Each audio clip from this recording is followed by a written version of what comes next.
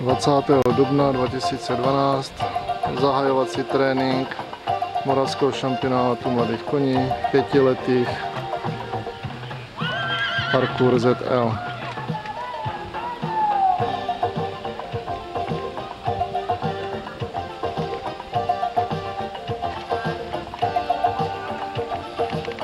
Na startu Stanislav Hlušák s koněm Barkan, připraven polský jezdec Marek Šveda, po něm bude startovat Hlešovský, Kaluža, Kubrický a Daněk.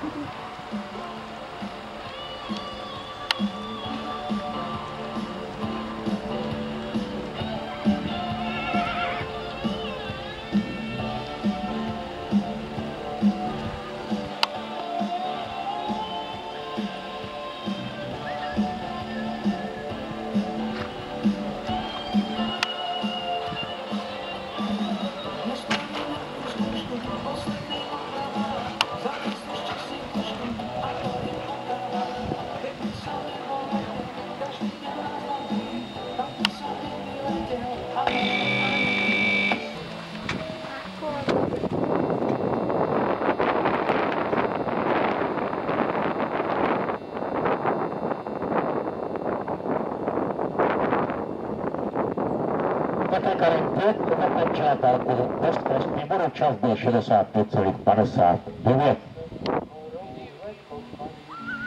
Jako třetí bude startovat dvojice jezdeckého klubu Hřebčina HF, Barkan a Stanislav Hlušák.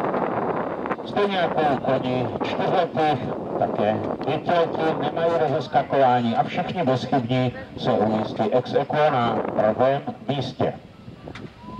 A nyní tedy Barkan, je to český teplokrevník, jehož otcem je holštýnský hřebec Beethoven, je to tedy vnuk vynikajícího kontendra. Barkan je z matky po Libero. Majitelem koně je Zdeněk Daněk.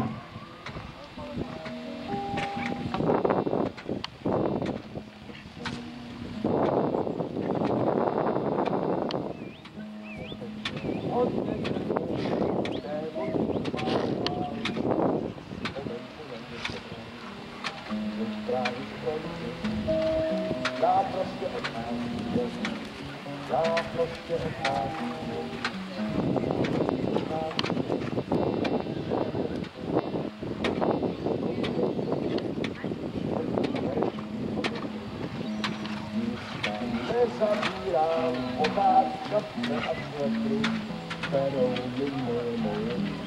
A proto dneska večer jdu do své malé nády, jdu do své malé nády. A i třetí koň v této soutěži dokončil bez trestných bodů, čas byl 67,47. Startovat bude polský jezdec Marek Šveda s koněm Koma M. Připraví se Kreš, Laveto, Marfi Agrab a Lomikar 1.